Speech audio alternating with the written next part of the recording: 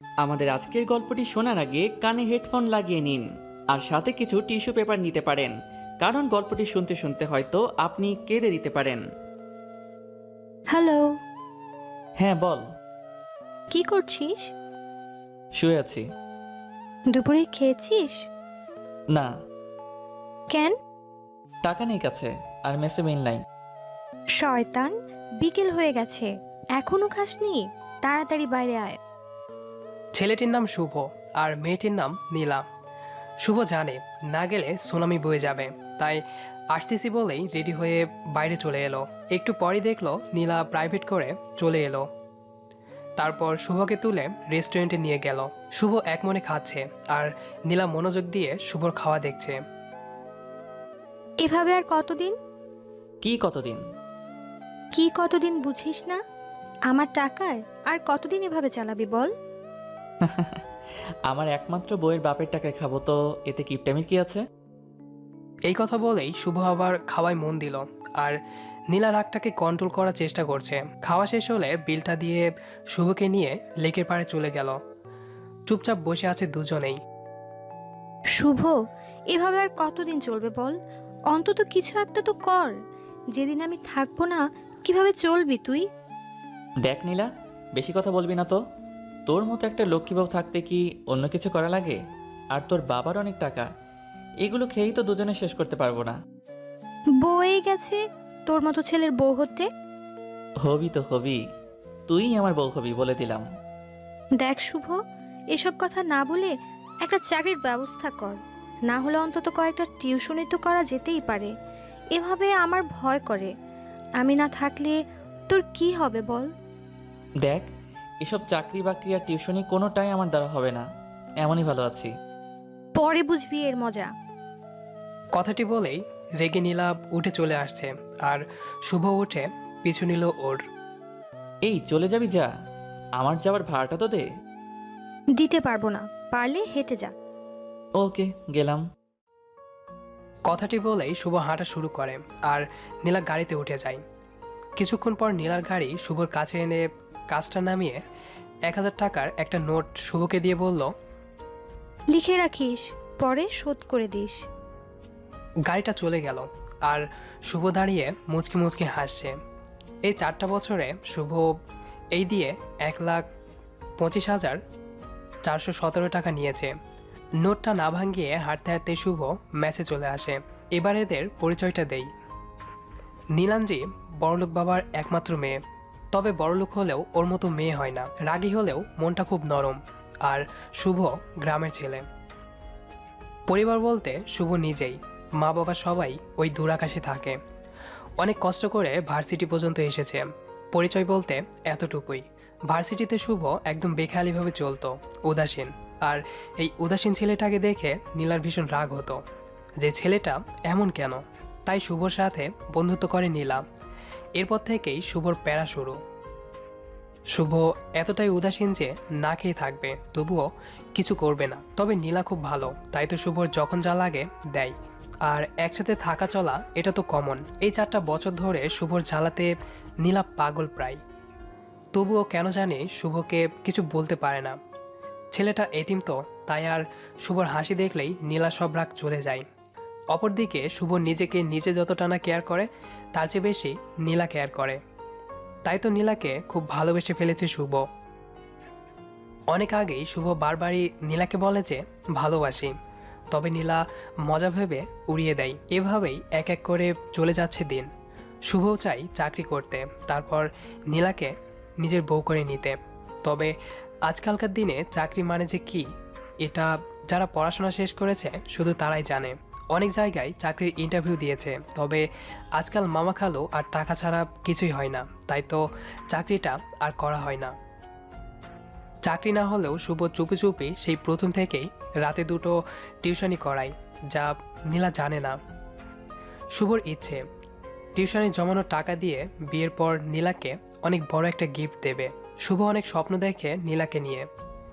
বিকালে ম্যাচে বসেছিল, তখনই আবার নীলা ফোন দিল। হ্যাঁ বউ বলো। দেখ শুভ, সব সময় আমার মজা ভালো লাগে না। মজা না, আমি সত্যি তোকে বউ করে নেব রে। আমার বিয়ে ঠিক হয়ে গেছে। আজ আংটি পরাতে আসবে, রাতে বাসায় আসিস। আর হ্যাঁ, আসার সময় কিছুদিন আগে যে শার্টটা কিনে দিয়েছিলাম ওটা পরে আসিস। নীলার মুখে আংটি পরানোর কথা শুনেই বুকটা কেমন যেন হয়ে ওঠে শুভর। শুভ ভাবে, এটা কি করে হয়? আমি যে নীলাকে ভালোবাসি, সেই নীলাকে শুধু আমার বউ হলেই মানাই। না না, এটা হতে পারে না। রাতে শুভ নীলাদের বাসায় আসে। এসে দেখে অনেক মেহমান বসে আছে। এর আগেও শুভ এসেছে এই বাড়িতে। শুভকে দেখেই নীলা একটা মুচকি হাসি দেয়, তবে শুভর ভিতরে তোলপাড় শুরু হয়ে গেছে। শুভ অপলকভাবে তাকিয়ে আছে নীলার দিকে। আজ অনেক সুন্দর লাগছে নীলাকে। ছেলেটা নীলার হাত ধরে আংটি পরাতে যাবে, তখনই শুভ ছেলেটার কাছে গিয়ে কলারটা ধরে বলল, এই, তোর সাহস কি করে হয় আমার পরিটাকে আংটি পরাস? হ্যাঁ, আমি নীলাকে ভালোবাসি। নীলা শুধুই আমার। কয়েকজন এসে তাড়াতাড়ি শুভকে ছাড়িয়ে নিল। খুব জোরেই থাপ্পড়টা শুভর গালে বসিয়ে দেয় নীলা। অবাক হয়ে গালে হাত দিয়ে নীলার দিকে তাকায় শুভ। আমি তোকে এখানে ডেকেছিলাম কি বিয়ে ভাঙতে? আমি তোকে ভালোবাসি নীলা। আবার কষে থাপ্পড় বসিয়ে দেয় শুভর গালে। আমি তোকে শুধু বন্ধু ভাবতাম, আর তুই এই প্রতিদান দিলি? ভুলে যাস না শুভ, তুই একটা এতিম। নীলার মুখে এতিম শুনেই শুভর বুকটা ধক করে ওঠে। নীলাই প্রথম দিন শুভকে বলেছিল, খবরদার নিজেকে কখনো এতিম বলবি না। স্তব্ধ হয়ে যায় শুভ। তুই কি ভুলে গেছিস? তুই আমার টাকায় চলিস। তোর পড়ার টাকাটা আমি দেই, তোর মেস ভাড়া, তোর খাবার টাকা, এমনকি যে শার্টটা গায়ে দিয়ে আছিস সেটাও আমার দেওয়া। একটা এতিম ছেলে তুই, যার কোনো বাড়ি নেই, থাকার জায়গা নেই, একটা টাকা নেই। তোর মতো ছেলেকে এতদিন আমি সাহায্য করেছি কি শেষমেশ আমার পরিবারকে তুই ছোট করবি এই জন্যে? তোর টাকা লাগবে তো নে, দিচ্ছি, দাঁড়া। বলেই নীলা ঘর থেকে একটা বান্ডিল এনে শুভর পায়ের কাছে ফেলে দিল। এ বাড়িতে খুঁজছে, নে, টাকাটা তবে রাখ। পাচ্ছে তবু না। এখান থেকে দারোয়ান চলে চাচা যা। এসে চলে গিফটটা যা আমার নীলার সামনে হাতে দিয়ে থেকে। বলল, আর কোনোদিন যেন মামনি, তোর ওই নির্লজ্জ এটা শুভ মুখটা বাবা দিয়েছে। আমার না দেখতে হয়। শুভ দিয়েছে? শুভ কোথায় ও? টাকাটা তুলে নিল। তারপর বললো কি যেন টাকাটা কাজ নীলার আছে, হাতে তুলে তাই দিয়ে চলে বলল, গেল। আমাকে ও মাফ করিস আচ্ছা, রে। দেন চাচা। আমি বুঝিনি যে এমনটা হয়ে মামনি, যাবে। এটা শুভ আজ খুলতে মানা করেছে। ছেলেটার কাছেও বলেছে এগিয়ে স্পেশাল যায় গিফট, শুভ। বিয়ের তারপর পর খুলতে। ছেলেটির পা জড়িয়ে ধরে বলে, আচ্ছা ঠিক আছে। ভাই, আমাকে মাফ করে দিন। নীলা ভাবে শুভ অভিমান করে আছে। তারপর তাই আবার নীলার পরে কাছে অভিমান অভিমান বলে, ভাঙাবে ভেবে মন থেকে আসলে আমি তো সব ভুলেই ঝেড়ে ফেলে। গেছিলাম যে আমি এতিম। বিয়েটা খুব আমি ধুমধাম করে ভুলেই হয়ে গেছিলাম যায়। যে আমি তোর পরের টাকাতে কয়েকটা চলি। দিন এখানে ওখানে যেতে আমার যা যেতেই আছে কেটে সবই তো যায় তোর টাকাতেই নীলার। কেনা। নীলা ভুলে যায় দেখ না, শুভর কথা। তুই রাতে আমাকে কত কাপড় ভালো গোছাচ্ছে বন্ধু নীলা। ভাবতি, ঠিক তখনই আর আমি ব্যাগেজ তোর থেকে বিশ্বাস কিভাবে নষ্ট শুভ করে দেওয়া দিলাম। গিফটটা বেরিয়ে আসে। আসলে আমি বেহায়া রে, আর তোর টাকাটা তাড়াতাড়ি দেওয়া লাগবে নীলা না। খুলে দেখে খুব এমনিতেই যে সুন্দর টাকা একটা নীল দিয়েছিস, শাড়ি। মুচকি সেটাই হাসে সারা নীলা। জীবন তোর কামলা আর ভাবে খাটলেও শোধ হবে না। পাগলটার চয়েস আছে। নীলার শাড়িটার বাবার খুলতেই হাতটা একটা ধরে ছোট ছোট প্যাকেট প্যাকেট বেরিয়ে আসে। চাচা, প্যাকেটটা খুলতেই নীলা আপনাদের শুভ কাজে বাধা অবাক দেওয়ার হয়ে জন্য যায়। মাফ করবেন। অনেকগুলো টাকা, আর নীলা সাথে শোন, একটা কাগজ। তুই যতই আমার তাড়াতাড়ি মুখটা না কাগজটা দেখতে চাস, খুলে নীলা আমি তোর পড়তে বিয়েতে শুরু ঠিকই করলো। আসবো। কি রে, কেমন বলেই আছিস বউ? চোখটা মুছে রাগ শুভ করিস চলে না। গেল।